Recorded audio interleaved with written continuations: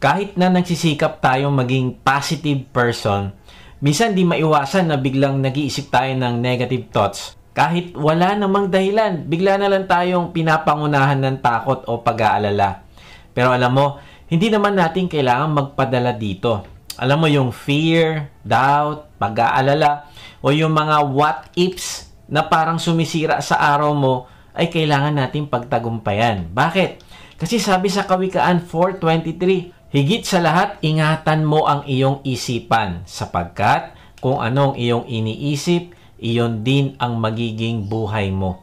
Wow, grabe. Sabi kung anong iyong iniisip, yun din ang magiging buhay mo. Kaya nga, ang resulta ng pagpapanatili ng negatibong pag-iisip ay maaring humantong sa isang buhay na puno ng discouragement, anxiety, and even hopelessness. Ang negatibong pag-iisip ay may kapangyarihang magdulot ng kawalan ng tiwala sa sarili at pagkahadlang din para sa personal na paglago. Sa madaling salita, ang mga iniisip natin ay humuhubog sa ating mga aksyon, pag-uugali, at kung paano tayo tumugon sa mga hamon sa buhay. Kaya't kapag pinapayagan natin ang mga negatibong pag-iisip na mangibabaw, maaring magresulta ito sa ating buhay na sumasalamin ng negativity na magpapahirap sa atin na makamit ang kapayapaan at kasiyahan. Kaibigan, totoo ang dyablo. At alam niya na kaya niyang sirain ang buhay ng isang tao sa pamamagitan ng maling pag-iisip. Di ba, napansin mo kapag nagsimula na tayong mag-dwell sa mga negative thoughts, bigla na lang tayong napupuno ng pag-aalala. Halimbawa, kung wala tayong trabaho, nag-aalala tayo. Pero kahit may trabaho naman na, worry pa rin tayo ng worry. Kasi inisip natin na baka mawala naman ito. Pag walang motor o kotse, nagwo-worry tayo kung paano tayo makakapunta sa ating trabaho. Pero pag binigyan ka naman ng Diyos ng sasakyan, naku, nagwo-worry ka pa rin ulit. Kasi iniisip mo na baka masira ang iyong sasakyan. Nag-aalala ka pag walang pera, pero pag meron ka namang pera, nag-aalala ka pa rin. Kasi baka maubos ang pera mo. So wala nang katapusan ang negative thoughts na sanhi ng pag-worry. Nakaka-relate ka ba, kaibigan? O kaya kung ikaw ay estudyante, minsan ganito ka mag-isip. Kailangan ko ipasa ang test bukas kasi pag hindi ko na ipasa, baka i-probation ako. Kapag na-probation ako, baka ma-kick out ako sa school. Tapos kapag na-kick out ako sa school, di ako makakahanap ng trabaho. Kung walang trabaho, paano ako magkakaroon ng bahay? Pag wala akong bahay, paano ako makakapagpakasal? Nakaka-stress, di ba? Pero kung isipin mo, hindi naman tayo napapalapit talaga sa solusyon kahit paanong pag-worry ang gawin natin. Tama ba? Na-realize ko sa kabaligtaran ay dapat ang pinapractice natin ay constructive concern. Ano yun? Sa halip na mag-alala ay ganito ang iyong iisipin. Dahil sa may test ako bukas, hindi ako mag-aalala. Sa halip, mag-i-stay na lang ako dito sa bahay at mag-aaral ako mabuti. At mananalangin ako sa Diyos at hihingi ako ng tulong sa Kanya. Alam mo, kapag ganito tayo mag-isip, matutulungan tayo mag-move from worry to solution. Kaya maging intentional ka sa pag-redirect ng iyong isip. Mahalaga to kasi habang inaalagaan natin ang isip natin at itinututok ito sa Diyos, natutulungan tayong maging mas matatag at mas positibo sa bawat araw. Kaibigan, gusto kong malaman mo na hindi mo kailangan magpatalo sa laban ng isip mo. Hindi mo kailangan maging talo sa journey mo sa iyong Christian walk. Hindi mo kailangan maging alipin ng worry, anxiety o ng mga negatibong damdamin at takot. Hindi mo rin kailangan magpadaig sa mga pagnanasa ng iyong katawan. May pag-asa, kaya mong mabuhay ng nasa gabay ng banal na spirito. At sa tulong niya ay kaya mong magtagumpay sa laban para sa negative thoughts. Yan ang pag-uusapan natin sa unang bahagi ng ating bagong series. Ang tawag sa series natin ay Victorious Thoughts, Victorious Life. At ang topic natin ngayon ay How to Overcome Negative Thinking. Manatili hanggang sa dulo ng mensaheng ito, kaibigan, dahil tatalakayin natin kung paano mapigilan ang mga negative thoughts bago pa ito makaapekto sa ating pananaw at pag-uugali.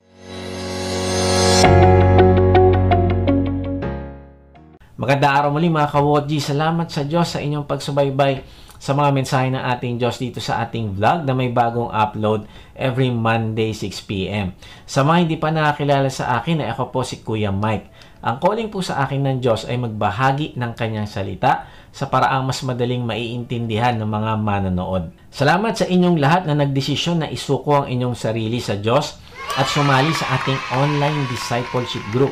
Mag-type lang kayo ng join sa comment section kung hindi ka pa nakakasali. Siya nga pala, kung gusto mo makatanggap ng daily inspirational devotions sa iyong email, ay mag-register ka lang sa link na ibibigay namin sa description. Ang mga devotion na ito ay pwede mong maging gabay upang ikaw ay lumago sa iyong relasyon sa Diyos. Meron din itong application question na pwede mong pagnilay-nilayan sa iyong buhay. Tapos pwede mo din itong i-share sa iyong mga mahal sa buhay.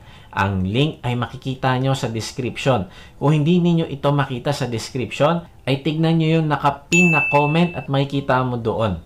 Kung hindi nyo pa rin makita, ay nako, mag-type ka na lang sa comment section ng Devo at mag-PM kami sa'yo ng link. Okay, balik tayo sa topic. Pero bago natin pag-usapan kung paano pagtatagumpayan ang negative thinking, ay unahin muna natin alamin kung ano-ano ang klase ng negative thoughts na kailangan nating bantayan.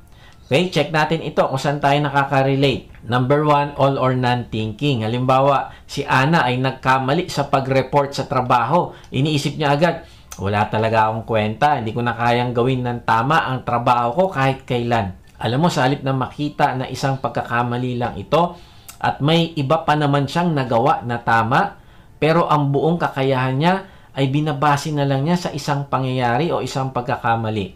All or none thinking. Number 2, blame. Ang pag-iisip na laging may ibang taong dapat sisihin sa lahat ng problema mo. Halimbawa, kung meron kayong team project na nag-fail, ang gagawin mo ay sisisihin mo ang ka-teammate sa halip na tanggapin na may pagkakamali at contribution ka din sa failure. Number 3, discounting positives. Binabaliwala ang anumang positibong bagay na maaring magpasubali sa mali niyang iniisip. Halimbawa, concern sa health mo ang iyong asawa at ikaw ay pinagda-diet. Pero sa halip na ma-appreciate ang positive, ay iniisip mo, hindi, gusto niya lang ako maging payat kasi kinakahiya niya ako. Number 4, emotional reasoning. Ang pagtrato sa nararamdaman mo na para bang katotohanan agad ito kahit hindi naman. Minsan, pakiramdam mo lang na parang masama ang intention sa'yo ng isang tao, pero wala naman talaga. Pakiramdam mo lang ito. Number 5, filtering. Nakikita mo ang lahat sa pamamagitan ng negative filters. Halimbawa, nakapasa ka sa isang mahirap na exam. Kaya lang, dahil sa meron kang isang item na hindi nasagutan, ay dinamdam mo na at inisip na hindi ka talaga magaling. Number 6, fortune telling. Paniniwala na may masamang mangyayari sa hinaharap kahit walang dahilan at walang ebidensya. Halimbawa, meron kang job interview o entrance exam. Alam mo, bago pa man ito mangyari, inisip mo na hindi ka matatanggap at hindi ka papasa. Fortune telling. Number 7, labeling. Pagtawag sa sarili o sa iba ng mga negatibong pangalan. Halimbawa, nagkamali ka sa isang simpleng task at sinabi sa sarili, naku, ang BO-BO ko talaga, ang tanga-tanga ko talaga, ito na talaga ako. Kaibigan, nakaka-relate ka ba dito? Huwag mo gawin yan. Number 8, magnification or minimization. Pinapalaki ang hindi magandang pangyayari at minamaliit naman ang positive na nagawa. Halimbawa, nagkamali ka sa isang presentation at iniisip mo na malaking kasiraan ito agad sa'yo. Pero nakalimutan mo na marami namang na-appreciate sa'yo. Kaya lang minimize mo ito. At mas minamaximize mo ang iyong mistakes. Number 9, mind reading. Iniisip na, alam mo na agad ang iniisip ng iba kahit wala namang basihan. Halimbawa, nag-text ka sa kaibigan mo pero hindi agad nakasagot. Iniisip mo na galit ito sa'yo o ini-ignore ka o kaya ayaw ka kausapin. O kaya may nag-post lang sa stories o my day tapos iniisip mo na ikaw na ang pinapatamaan. Tama ba? Nakaka-relate ka ba, kaibigan? Number 10, overgeneralized thinking. Isang negatibong pangyayari na pinapaniwalaan mo magpapatuloy sa lahat ng aspeto ng buhay mo. Halimbawa, nasaktan ka sa isang relasyon at iniisip mo na kahit kailan hindi ka nasasaya Kasi ang lahat ng tao ay ganun din ang gagawin sa'yo. And lastly, number 11, should statements. Gumagamit ka ng mga salitang dapat, hindi dapat, o kailangan para i-criticize ang sarili mo o ang ibang tao. Dapat alam ko na ito. Hindi dapat ako nagkakamali. Tuwing nagkakamali ka lagi, galit na galit ka sa sarili mo, hindi mo siya mapatawad. Palagi mo sinasabi sa sarili na dapat o hindi dapat ganito ako o hindi dapat ganito. Kaibigan, kailangan nating maintindihan na ang mga negatibong pag-iisip ay spiritual battle na nangyayari sa isip natin na ang layunin ay sirain ang magandang plano ng Diyos sa ating buhay. Sabi nga sa Ephesians 6:12, sapagkat ang kalaban natin ay hindi mga tao, kundi masasamang espiritu sa himpapawid, mga pinuno, may kapangyarihan at mga tagapamahala ng kadilimang namamayani sa mundong ito. Kaibigan, araw-araw ay may labanang nagagamit sa ating isipan. At kung anong gagawin natin patungkol sa mga pag-iisip na ito ang magdedetermine kung magiging victorious ba tayo o victim. Makikinig ba tayo sa sinasabi sa atin ng banal na spirito o papakinggan natin ang condemnation o kasinungalingan ng dyablo? Sabi sa 2 Corinthians 10:5, ginagapi namin ang lahat ng pagmamataas laban sa kaalaman tungkol sa Diyos at binibihag namin ang lahat ng isipan upang matutong sumunod kay Kristo. Kaibigan, ito ang nais ng Diyos. Bihagin natin ang lahat ng isipan upang matutong sumunod kay Kristo. So, paano ba natin mapapagtagumpayan ang mga negatibong pag-iisip? Sa tulong ng Diyos, ay kailangan nating magtayo ng pader para sa mga negatibong iniisip natin. Meron tayong 3 point ngayon. Una, build the wall of praise. Pangalawa, build the wall of prayers. At pangatlo, build the wall of purity. So, number 1, build the wall of praise. Magtayo tayo ng pader ng pagpupuri at pasasalamat sa Diyos. Bakit? Kasi ito yung antidote natin sa negative thoughts. Sabi sa Pilipos 4:4, magalak kayong lagi sa Panginoon. Inuulit ko, magalak kayo. Ang sabi sa talata ay magalak kayong lagi. Ang ibig sabihin, sa lahat ng panahon. Mabuti, masama, mahirap, maginhawa, ay pwede nating pairalin ang kagalakan. Alam mo, totoo naman na mahirap talaga ang buhay. At karamihan sa mga nangyayari ngayon ay hindi talaga kaaya-aya. Pagtitignan mo economy natin, pagtitignan mo ang bilang ng unemployment at ang dami ng nagsara na kumpanya. Pag tinitignan mo din ang dami ng mga tao na nangi-scam para lang makasurvive, ay parang ang hirap maging positive at ang hirap magpuri at magalak. Kaya lang tandaan mo kaibigan na ang kagalakan ay hindi nanggagaling sa nangyayari sa paligid natin, kundi ito ay galing sa kung sino ang Diyos na patuloy na nagmamahal sa atin at kasama natin sa araw-araw. Nung last Friday, may dineliver sa amin na item. Naku, tuwan-tuwa kami kasi dumating na. Take note, may kagalakan. Kaya lang, pagbukas namin ng item, ay hindi yun ang inaasahan namin na order. At pinipilit ng supplier na yun daw ang aming in-order. So, nawala ang kagalakan namin. Kaya alam mo, ginawa namin sa aming devotion, nagpuri kami sa Diyos at nagpasalamat. Lord, salamat kasi kahit mali ang dumating na item, ay at least may dumating. Hindi na sayang ang pera namin kasi pwede pa din naman namin itong ibenta.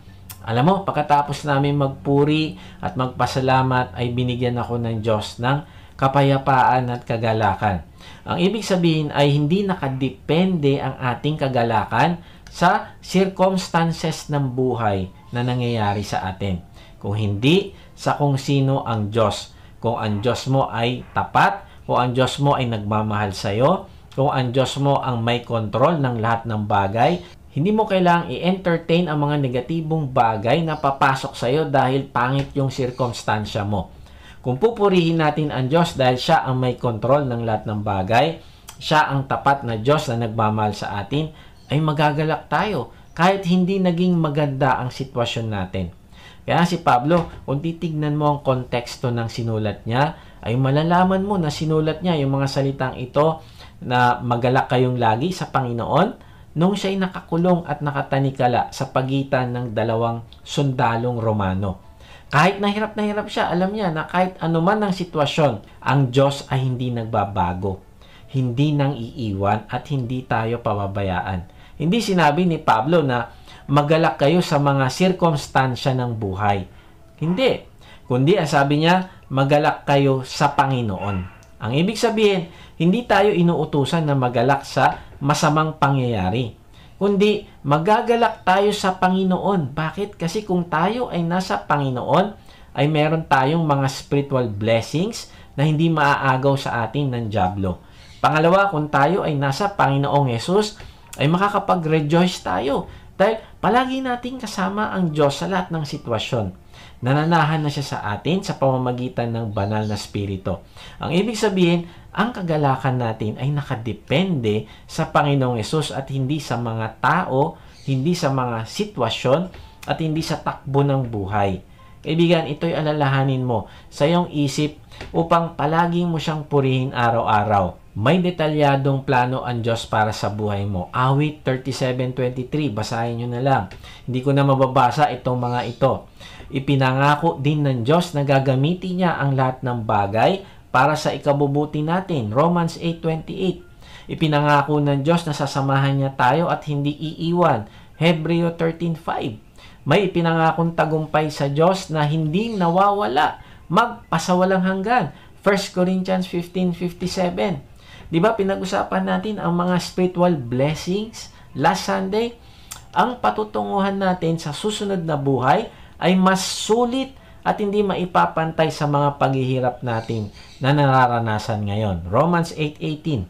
Kaya nga ito ang mga bagay na pupurihin natin sa Diyos. At pag ginagawa mo ito, ay kahit hindi ka masaya sa mga nangyayari sa buhay mo, pwede ka pa din maging masaya sa Panginoon. Kaibigan, magtayo tayo ng wall of praise o pader ng papuri sa isip natin para maprotektahan tayo laban sa negative. Now, paano tayo matutulungan ng pagpupuri sa Diyos sa ating negative thoughts? Una, ang pagpupuri ay nag-aangat ng ating spirito. Kapag discouraged tayo, alalahanin natin ang kabutihan ng Diyos. Inaalala natin ang mga ginawa niyang miracle at ito ang mga pagpupuri na sinasambit natin sa Kanya.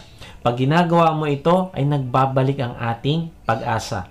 Pangalawa, ang pagpupuri ay nagbibigay ng hope sa mga nawawalan ng pag-asa. Marami sa mundo ang naghahanap ng hope at bilang mga tagasunod ng Panginoong Yesus, ay alam na natin ang tunay na dahilan ng ating pag-asa ay ang Panginoong Yesus lamang.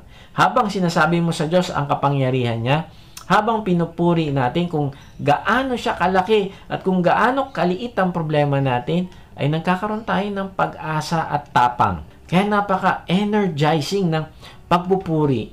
Nilalayo nito ang ating focus mula sa problema at ibinabaling ito sa Panginoong Yesus. Kapag natutunan mo purihin ng Diyos sa lahat ng pagkakataon, ay nagiging pader ito para hindi manaig sa iyo ang mga negative thoughts.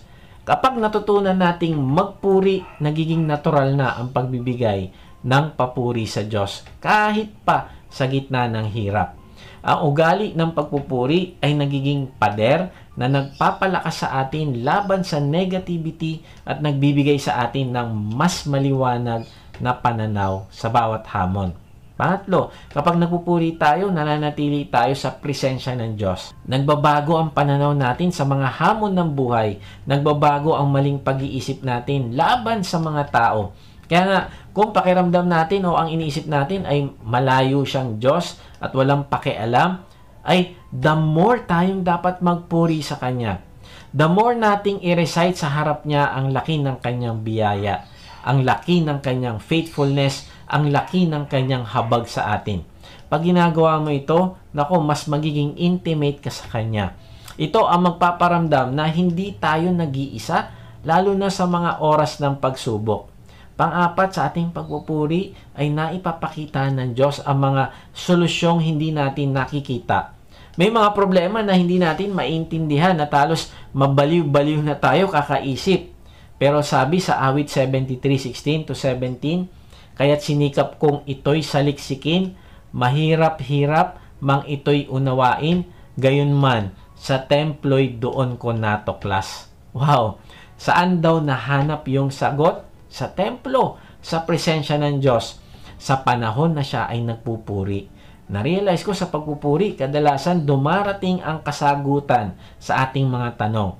Maraming beses sa oras ng worship, doon mismo tayo nakakatanggap ng gabay o direksyon mula sa banal na spirito. Panglima, tinutulungan tayo ng pagpupuri na maalala ang mga pagpapala ng Diyos. Na-realize ko kapag may mabigat na problema tayo, naku, wala na tayong ibang iniisip kundi yung problema na yon. Maghapon, araw-araw, hindi na tayo nakakapag-function ng tama sa ating pamilya at trabaho. Pero kung magpupuri tayo sa Diyos, ay binabalik tayo nito sa tamang balanse na hindi lahat sa buhay natin ay pangit, kundi marami tayong blessing na hindi lang natin na-appreciate. Kaya sabi sa awit 105:1 at 5, pasalamatan ang Diyos, ipaalam sa lahat ang kanyang ginawa, alalahanin ang mga kababalaghan na ginawa niya. Kaibigan, sa halip na punuin mo ng pag-aalala ang iyong isip, ay gawin mong lugar ng pagsamba ang iyong isip. Sabi sa Isaiah 26:3, siya'y binibigyan mo ng lubos na kapayapaan. Siya na ang pag-iisip ay nananatiling nakatuon sa iyo dahil nagtitiwala siya sa iyo. Ang ganda ng verse na ito, Sabi, sino ang makakasumpong ng kapayapaan o peace? Yung mga taong ang isip nila ay nakafocus sa Diyos. Kaibigan, saan nakafocus ang iyong pag-iisip sa araw-araw? Sino o ano ang nagiging dahilan ng iyong pagbangon sa umaga? Kaibigan, simulan mo i-resolve sa iyong sarili. Ang isip ko ay hindi magiging lugar ng negatibong pag-iisip, kundi ito ay magiging lugar ng pagsamba o worship. Alam mo si David, alam niya kung anong importanteng ilalagay niya sa kanyang isip. Gusto niya na sa lahat ng iniisip niya ay malulugod ng Diyos. Basahin natin ang awit 19:14. Maging kalugod-lugod sana sa iyo, Panginoon, ang aking mga sinasabi at ang laman ng aking isip. Para bang sinasabi niya, Lord, tulungan mo akong mag-isip ng tama. Tulungan mo akong tanggalin sa isip ko ang masama at negatibong bagay at palitan mo ito ng mga bagay na nakakalugod sa iyo. Tulungan mo ako linisin yung aking isip mula sa mga temptation, maling akusasyon at panliling lang ng dyablo. Ang gusto kong manatili lang sa aking isip ay ang mga bagay na magbibigay ng pagsamba sa iyo. May kwento mula sa Civil War kung saan isang sugatang sundalo ang humiling na makita yung kanilang pastor. Nang dumating ang pastor, inakala niyang hinihiling ng sundalo na ipanalangin siya para sa kagalingan. Pero nagulat yung pastor kasi hiniling ng sundalo na gupitan siya ng hibla ng kanyang buhok para ibigay sa nanay nito. At pagkatapos, gusto niya magpasalamat sa Diyos. Alam mo, tinanong nung pastor, para saan? Bakit ka magpapasalamat sa Diyos? Alam mo, sabi ng sundalo, gusto ko pasalamatan ang Diyos na binigyan niya ako ng mabuting nanay. Gusto ko pasalamatan siya na ako'y isang Kristiyano. At gusto ko pasalamatan siya sa biyaya o grace na binigay niya sa akin hanggang sa huling sandali ng buhay ko. At salamat sa tahanang ipinangako niya sa akin doon sa susunod na buhay. At doon sa tabi ng naghihingalong sundalo, yumuko yung pastor at nanalangin. Isang panalangin na walang hinihingi, kundi ang sinabi nila sa Diyos ay tanging papuri at pasasalamat lamang sa Kanya. Kaibigan, kailan ka nanalangin sa Diyos na wala kang hiningi, kundi gusto mo lang talagang magpasalamat at magpuri sa Kanya? Lord, gusto ko lang po magpasalamat sa inyo. Gusto ko lang ipaalam sa inyo na kayo ang Diyos ko makapangyarihan at punong-puno ng habag sa akin. Ikaw ang aking provider, ikaw ang aking healer, ikaw ang aking security, ikaw ang aking mentor, ikaw ang aking tatay sa langit na nagmamahal sa akin ng walang kondisyon. Kaibigan, simulan mong purihin ang Diyos kagaya ng sundalo na kahit sa gitna ng pinakamabigat na pagsubok, ang kanyang puso ay puno ng pasasalamat at papuri. I-challenge natin yung ating sarili na gawing natural ang pagpupuri at pagpapasalamat sa Diyos sa lahat ng ating kinakaharap, mabuti man o mahirap. May nagsabi, a coffee break is good, a prayer break is better, but a praise break is best. So, paano ba natin mapagtatagumpayan ang negative thoughts? Una, build the wall of praise. Pangalawa, build the wall of prayer. o magtayo ka ng pader ng panalangin. Tuloy natin ang talata sa Filipos 4:6. Huwag kayong mabalisa tungkol sa anumang bagay. Sa halip, hingin ninyo sa Diyos ang lahat ng inyong kailangan sa pamamagitan ng panalangin may pasasalamat. Verse 7, at ang kapayapaan ng Diyos na hindi kayang maunawaan ng tao ang siyang mag-iingat sa inyong puso at pag-iisip dahil sa inyong pakikipag-isa kay Kristo Jesus. Ang sabi sa talata ay huwag kayong mabalisa. Ito ay hindi isang option. Ito ay hindi isang suggestion ng Diyos. Kung hindi, ito ay isang utos. Ito ay isang command. Ang sinasabi ng Diyos sa iyo ngayon ay kung napupuno ang isip mo ng negatibong bagay at nag-aalala ka, ay ang sabi, ihinto mo yan. Bakit?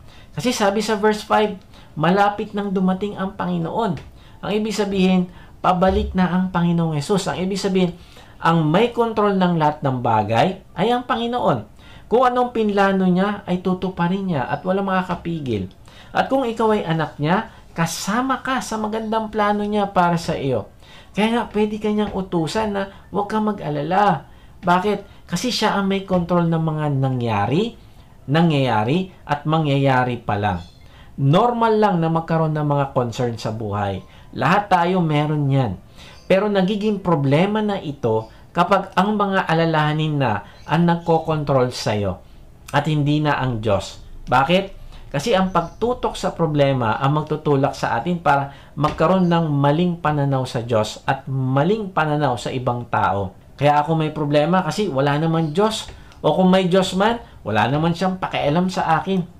Alam mo, kung nakatutok ka palagi sa problema, ay ganyan ka magsisimulang mag-isip patungkol sa Diyos. Pero tignan mo ito. Sabi sa Hebrews 7:25, dahil dito, lubusan niyang maililigtas ang lahat ng lumalapit sa Diyos sa pamamagitan niya. Sapagkat siya'y nabubuhay magpakailanman upang mamagitan para sa kanila.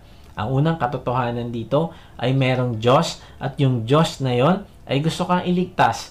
Gusto kang bigyan ng makabuluhang buhay at gusto kang palayain mula sa kasalanan. Hindi siya walang pakialam sa iyo, kundi mahal na mahal ka niya. Binigay niya yung kanyang anak upang mamagitan sa iyo at sa Diyos. Kaya sabi, ililigtas ka ng Diyos kung lalapit ka sa pamamagitan ng kanyang anak.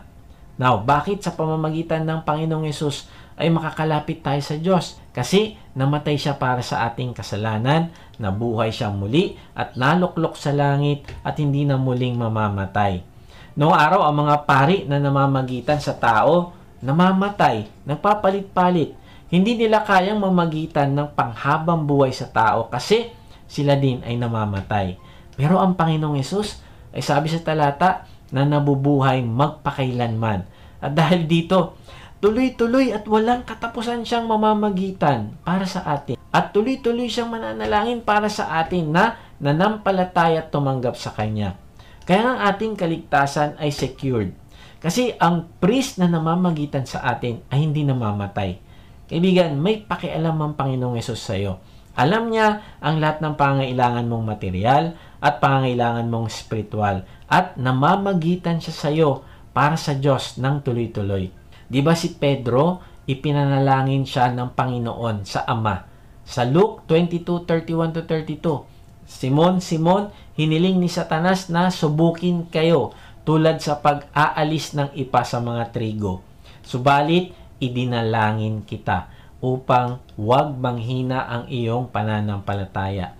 At kapag nagbalik loob ka na, patatagin mo ang iyong mga kapatid. Nasabi sa talata ay humiling si Satanas na subukin sila Pedro.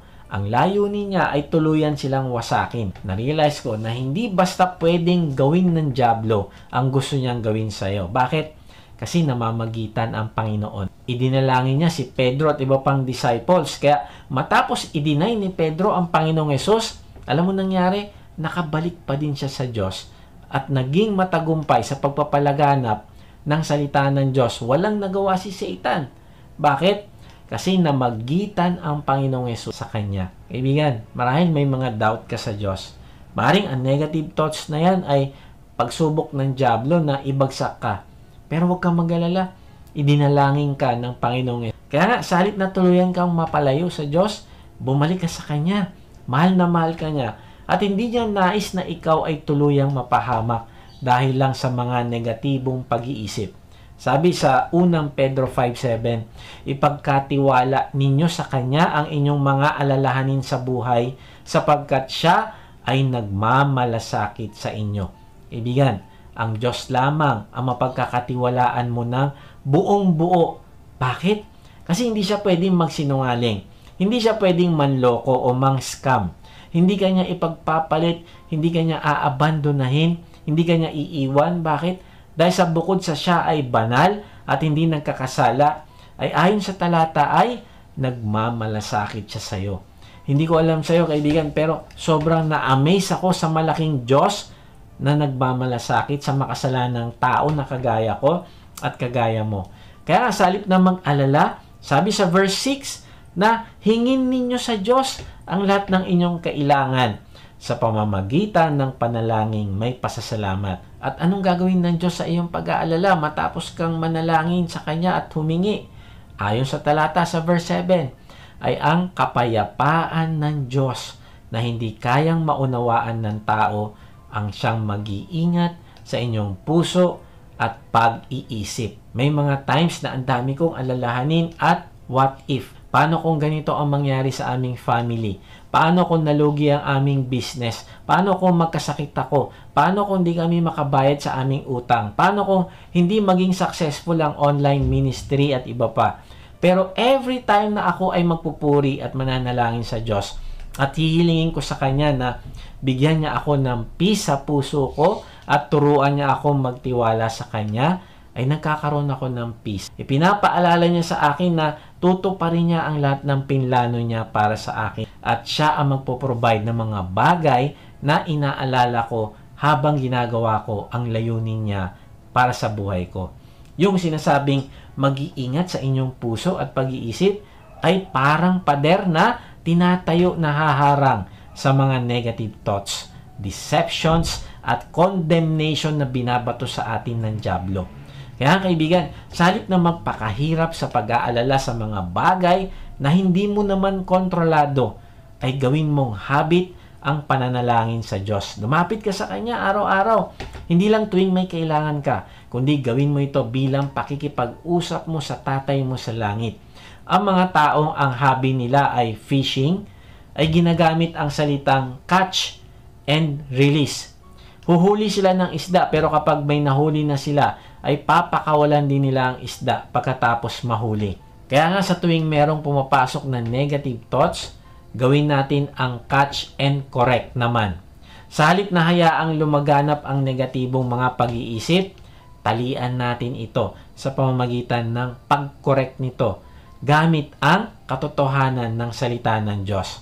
Sabi sa 2 Corinthians 10:5, at binibihag namin ang lahat ng isipan upang matutong sumunod kay Kristo. Paano natin gagawin yung pagbibihag sa lahat ng isipan? Maring iniisip mo sa iyong asawa, hindi ka na-appreciate at dahil dito iniisip mo na mas mabuti pang hindi ka na lang mag-serve sa iyong asawa at magmalasakit. Kaibigan, ang ibig sabihin ng bibihagin mo ang iyong pag-iisip sa pagsunod kay Kristo ay hindi mo i-entertain ang mga negative thoughts na yan.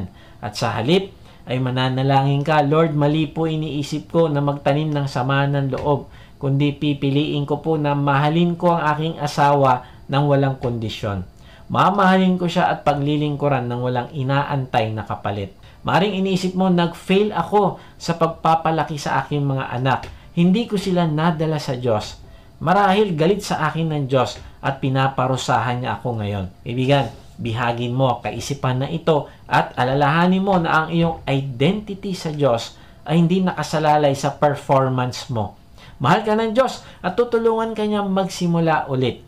Sa halip na mag-focus sa nakaraang pagkakamali, ay mag-focus ka ngayon sa commitment mo na palakihin ang iyong mga anak ng may takot sa Diyos.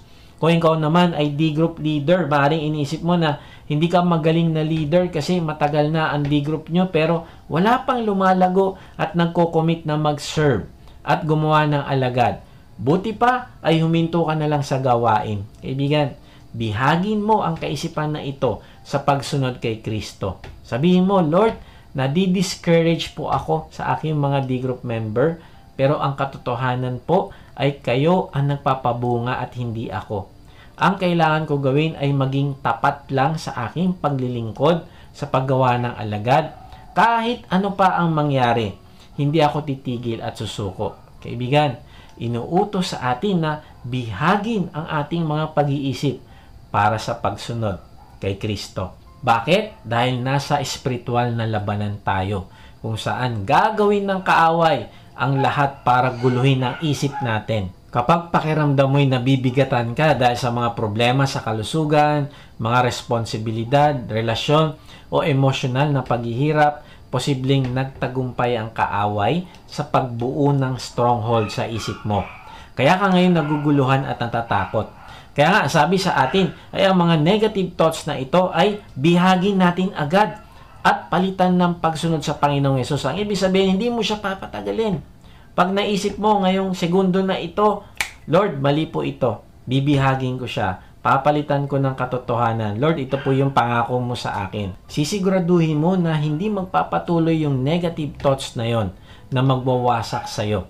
Kaibigan, simulan mo magtayo ng pader na panalangin laban sa negative thoughts. Ilagay mo sa iyong isip na ikaw ay anak ng Diyos at nais ka niya makausap.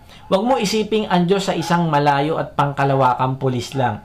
Mali, dahil ikaw ay anak niya at meron kang relasyon sa kanya. Ang ibig sabihin, hindi ka lalapit lang sa kanya pag may kailangan ka at wala ka na talagang magawa sa sitwasyon mo dahil ginawa mo na ang lahat. Kaya last resort na lang, lalapit ka na sa Diyos at mananalangin ka na. Mali kaibigan, ikaw ay makapag-usap sa Diyos araw-araw upang mapagtagumpayan mo ang mga negatibo mong pag-iisip.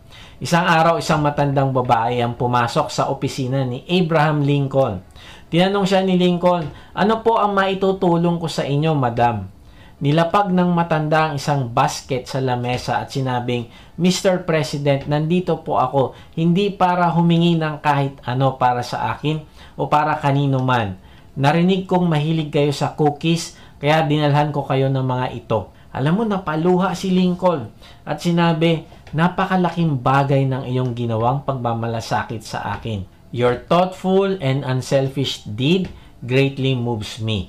Libo-libo na ang pumasok sa opisina ko simula noong naging pangulo ako. Ngunit ikaw ang una na dumating nang walang hinihinging pabor. Kaibigan, narinig mo ba sinabi ni Lincoln?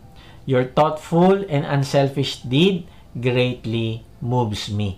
Hindi kaya ganoon din ang maging reaksyon ng Diyos kung lalapit tayo sa Kanya nang walang hinihingi, kundi lalapit ka para magbigay ng papuri at pasasalamat. Yun lang. Ako, naniniwala ako na ito'y talaga magbibigay ng ligaya sa puso ng Diyos. Kaibigan, build the wall of prayer at magkakaroon ka ng positibong pag-iisip habang palapit ka ng palapit sa Diyos. So, paano ba natin mapapagtagumpayan ang negative thoughts? Una, build the wall of praise. Pangalawa, build the wall of prayer. At pangatlo, build the wall of purity. Magtayo ka ng pader ng kalinisan o kadalisayan. Sabi sa Filipos 4:8, bilang pagtatapos mga kapatid, dapat maging laman ng inyong isip ang mga bagay na karapat-dapat at kapuri-puri. Mga bagay na totoo, marangal, matuwid, malinis, kaibig-ibig at kagalang-galang. Wow! Kanina, ang sabi ay manalangin tayo at ibigay natin ang ating kahilingan sa Diyos at ang Kanyang peace ang magbabantay sa atin. Ang ibig sabihin, gusto ng Diyos na ipakain natin sa ating isip ang mga bagay na karapat-dapat, kapuri-puri, mga bagay na totoo, marangal, matuwid, malinis, kaibig-ibig at kagalang-galang. Grabe, ito ang nais bantayan ng Diyos sa atin habang nananalangin tayo sa Kanya. Na tayo ay mapuno ng mga bagay na nakakalugod sa Kanya. Ang ibig sabihin, sa halip na negative thoughts ang i-entertain natin sa ating puso at isip, ay papalitan natin ito ng mga bagay na totoo, kaibig-ibig, kapuri-puri, malinis, excellent at honorable. Ang ibig sabihin, ay papanatilihin nating pure ang ating pag-iisip. Hindi tayo papayag na tayo ay madungisan ng mga bagay na hindi nakakalugod sa Diyos. Ito yung sinasabi sa Romans 12:2 na pagbabago sa pamamagitan ng pagre-renew ng ating isip. Ang ibig sabihin, ang ilalagay natin sa ating isip ay ang mga bagay na nakakalugod lang sa Diyos. Narealize ko na nag-aalala tayo tungkol sa kalinisan ng ilang aspeto ng ating buhay. Gusto natin ng malinis na hangin, malinis na tubig, at organic na pagkain. Pero minsan, hindi ganon kalaki yung ating concern sa kalinisan o purity ng ating puso o purity ng ating isip. At purity o kalinisan ng ating pamumuhay. Hindi tayo doon interesado. Pagdating sa ating katawan, hinahanap natin ang kalinisan. Pero pagdating sa puso at isipan, kung ano-anong madumi ang hinahayaan nating pumasok dito. Nabubuhay tayo sa isang lipunan na napaka-open-minded, kung saan halos lahat ng uri ng immoralidad ay ine-entertain sa ating mga isip na nagiging dahilan tuloy para unti-unting mabago ang paraan ng ating pamumuhay. Na-realize ko na dapat nating i-focus ang ating isipan sa mga bagay na galing sa Diyos. Saan ba natin kukunin ang mga bagay na karapat-dapat sa ating isip? Sa salita ng Diyos. Kung pupunuin natin yung ating isip ng salita ng Diyos, naku, mawawala ang space para sa kasamaan, pag-aalala, takot, paghihiganti, immoralidad at confusion. Ang isip na puno at pinapatnubayan ng salita ng Diyos, nako, yan ay matatag, protektado ng Diyos at malakas. Ang ibig sabihin, hindi ka madaling linlangin ng dyablo. Kaya kung nais mo ng isang matatag at makadiyos na isip, ang pinakamahusay na paraan ay sa pamamagitan ng Biblia. Kailangan nating sikapin na pagbulay-bulayan ang salita ng Diyos at huwag bigyan ng pagkakataon na ang magpuno sa isip natin ay kasamaan, chismis, seksualidad, immoralidad at iba pang negatibong pag-iisip. Ang isang isipan na puspos ng salita ng Diyos ay isang malakas na isipan. Ang ating isip ay parang computer. Kung ano ang data na pinapasok mo sa kanya, yun din yung kanyang nilalabas. Ganon din, ang anumang bagay ang ipapasok natin sa ating isip, ay yun din ang magiging resulta sa buhay natin. Kapag ang ipinasok natin ay poot, inggit, pagnanasa at kasakiman, ang lalabas ay mga problema at kasamaan din. Ngunit, kung pananampalataya, pag-asa, pagmamahal, katotohanan galing sa Diyos at kagalakan ang ipapasok natin, ang magiging output ay kapayapaan at kabutihan din. Minsan kapag hindi maganda ang nakikita ng Kristiyano sa buhay nila, sinisisi nila ang demonyo, ang mundo o ang kanilang laman. Totoo, may mga impluensyang ganon. Pero kadalasan, ang problema ay nasa kung anong klaseng data ang pinapasok natin sa isipan at puso natin. Kung basura ang ating tinatanim sa isip, ay basura din ang aanihin natin. Ang isang halimbawa nito ay ang kilalang serial killer na si Ted Bundy na pumatay ng humigit kumulang na 33 na kababaihan bago siya tuluyang binitay noong 1989. Ang panggagahasa at pagpatay ay naging libangan na ni Bundy. Pero anong dahilan? Bakit siya humantong sa ganoong bagay? Alam mo, sa isang interview bago siya bitayin, si Dr. James Dobson ng Focus on the Family ay nagkaroon ng pagkakataong kausapin si Bundy. Sa panayam niya, inamin ni Bundy na nagsimula ang kanyang pagkahilig sa karahasan ay matapos siyang maging addicted sa pornography. Nagsimula ito nang makita niya ang ilang mga pornographic magazine sa basurahan nung siya ay 13 years old pa lang. Nagpatuloy ito hanggang sa naging obsession niya ang marahas at sexualized na imagination na nagdala sa kanya sa mga karumal-dumal na krimen. Heto ang bahagi ng mga huling salita ni Bundy. Sabi niya, umaasa ako mapapatawad ako ng mga nasaktan ko. Kahit hindi nila paniwalaan ang aking pagsisisi. Pero sana paniwalaan nila ang sinasabi ko ngayon sa mga bayan at komunidad natin. May mga tao na katulad ko na ang mga madilim na pagnanasa ay pinapalakas ng mga violente at sexualized na babasahin at panoorin sa media. Nakakatakot isipin na ang mga bagay na ipinapalabas sa cable TV ngayon, ang mga pelikulang napupunta sa ating mga tahanan ay mas matindi pa kaysa sa mga pinapalabas noon sa X-rated adult theaters. Inamin ni Bundy na siya mismo ay natatakot sa epektong dala ng ganitong media exposure sa mga kabataan. Sabi niya, Marami ang bata na naglalaro ngayon sa kalye na maaaring maging biktima sa ganitong klaseng impluensya. Ang kanyang maling pag-iisip ay nagresulta ng mga karumal-dumal na gawain niya. Kaibigan, kapag ang data na pinasok mo sa iyong isip ay mali, ay magre-resulta din ito ng maling gawain. Kung tama ang data na pinasok mo sa isip mo, ay mabuting gawain sunod. Kaibigan, anong data ang pinapasok mo sa iyong isip? Bigyan mo ng malaking halaga kung anong pumapasok sa ating isipan at puso dahil ito ang bumubuo ng ating pagkatao at ng ating mga aksyon. Build the wall of purity. Ang pag-focus sa salita ng Diyos sa mga bagay na marangal, malinis, may kabutihan ay magdadala sa atin sa mas mabuting pamumuhay na nakakalugod sa Diyos. Ang pagpipili ng tamang input sa ating isipan ay magbubunga ng tamang output sa ating buhay. Bakit sinasabi ni Pablo na pag-isipan ang mga bagay na totoo, marangal, tama, dalisay, kaaya-aya, mahusay? Sabi ng isang kasabihan kasi, bantayan mo ang iyong iniisip dahil nagiging salita ito. Bantayan mo ang iyong mga salita dahil nagiging aksyon ito. Bantayan mo ang iyong mga aksyon dahil nagiging ugali ito. Bantayan mo ang iyong ugali dahil nagiging karakter ito. Bantayan mo ang iyong karakter dahil ito ang magiging tadhana mo. So ang tanong, paano natin i-evaluate ang ating mga pag-iisip para hindi tayo magkamali? Kapag naguguluhan ka, ay sagutin mo ang mga tanong na ito patungkol sa mga naiisip mo. Ang mga naiisip ko ba ay totoo?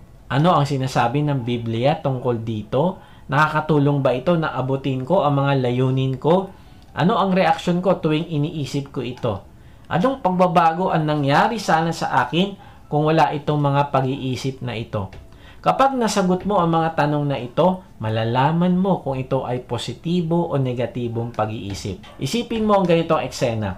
May kapitbahay ka na palaging nakikialam. Tumatawag siya sa iyo at sinasabi, "Kaibigan, may oras ka ba? May mga tanong lang ako sa iyo. Paano mo napatunayan na meron talagang Diyos? Totoo ba na nagmamalasakit siya sa iyo? Anong pruweba mo? Hanggang ngayon ba naniniwala ka din na gusto kang makasama ng Diyos? Ang dami mo ng kasalanan. Naalala mo ba yung kasalanan ginawa mo sa iyong asawa? Iniisip mo ba na pinapahalagahan ka pa din ng mga mahal mo sa buhay?" Kaibigan, may kapitbahay ka bang ganyan na palaging nang iinis, namimintas, at hinihila ka pababa? Kaibigan, meron. Meron ka talagang ganyang kapitbahay. Alam mo pangalan niya kung sino? Si Mr. Worry at si Mr. Negative Thoughts. Kaibigan, kailangan mong isara ang pintuan laban sa kanila. Paano? Lumapit ka sa Diyos, kilalanin mo siya, at punuin mo ang iyong isip ng kalinisan at mga bagay na galing sa Diyos. Sabi ng Panginoong Hesus sa Matthew 11:28, "Lumapit kayo sa akin, kayong lahat na nahihirapan at lubhang nabibigatan sa inyong pasanin, at kayo'y bibigyan ko ng kapahingahan." Kaibigan, pagod ka na ba sa mga negatibong bagay na iniisip mo palagi? Lumapit ka sa Panginoong Hesus. Manampalataya ka sa Kanya na Siya ang nagbayad ng iyong kasalanan sa krus. At pag ginawa mo ito, ay patatawarin niya ang iyong mga kasalanan. Hindi ka mapapahamak, kundi magkakaroon ka ng buhay na walang hanggan. Ikaw ay ibibilang ng Diyos bilang Kanyang anak, at sa pamamagitan ng banal na spirito na mananahan sa iyo, ay papaliwanag niya sa iyo ang maraming katotohanan na magpapasubali sa mga negatibong pag-iisip mo. Kung ito ang nais ng iyong puso ngayon, ay ipahayag mo sa Panginoong Hesus ang iyong pananampalataya. Sabihin mo sa Kanya, "Panginoong Hesus, inaamin ko po na ako ay makasalanan. Patawarin niyo po ako. Nananampalataya po ako na ikaw ang nagbayad ng aking kasalanan sa krus. Ngayon nga ay binubuksan ko na ang aking puso. Manahan ka at manguna sa aking buhay. Tinatanggap kita bilang aking Panginoon at tagapagligtas. Simula ngayon ay tatalikdan ko na ang aking kasalanan. Tulungan mo ako na punuin ko ang aking isip ng iyong kaluwalhatian. Amen." Kung sumabay ka sa panalangin natin bilang pananampalataya at pagtanggap mo sa Panginoong Hesus, ay mag-iwan ka sa comment section ng salitang accept para makilala ka namin at masama sa aming panalangin para sa iyong paglagong spiritual. Kung na-bless ka naman sa message na ito, ay inaanya kita mag-subscribe sa aking YouTube channel upang ma-notify ka pag may bago na kaming video. Ibahagi mo din ang mensahe na ito sa iba na mga nanghihina, nangangamba sa buhay at nasa kapighatian upang ma-encourage sila na lumapit sa Diyos na nagmamahal sa atin. Kung gusto mo namang mas makilala pa ang Diyos ay sumama ka lang sa aming online discipleship group. Type mo lang ang salitang join sa comment section. Salamat nga pala sa mga nagsusupport sa ating ministry. At kung gusto mo maging partner sa ministry na ito, na magamit ka ng Diyos sa pagpapalaganap pa ng kanyang salita at pagtulong sa mga nangangailangan, ay inaanyayahan kita mag-support financially sa ating gawain. Meron tayong link sa ating give page sa baba ng description. Pag hindi nyo nakita ang link, ay mag-type lang kayo ng partner sa comment section at papadala namin kayo ng link. Tapos kung gusto mo sumunod sa utos sa atin ng Panginoong Hesus na gumawa ng disciple o alagad, ay mag-type ka lang ng lead sa comment section. At alam nyo ba na maraming magagandang topic ang pinag-uusapan natin tuwing Wednesday, 7:30 via Zoom? Naku, mabe-bless kayo dito at lalago. Open po ito para sa lahat.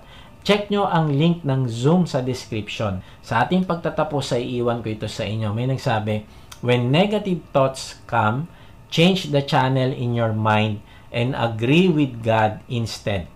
Kapag dumating ang mga negatibong pag-iisip, ay bihagin mo ito at kilalanin mo ito sa harap ng Diyos na mali ang iniisip mo at palitan mo ang iyong pag-iisip ng mga bagay na maka-Diyos, kaibig-ibig at kapuri-puri. Hindi mo kailangan maging talunan ng masamang pag-iisip, kundi magtayo ka ng pader ng pagpupuri sa Diyos. Habang nagpupuri ka sa Diyos, ay magbabago ang pananaw mo sa Diyos at magbabago din ang pananaw mo sa problema. Pangalawa, magtayo ka ng pader ng pananalangin.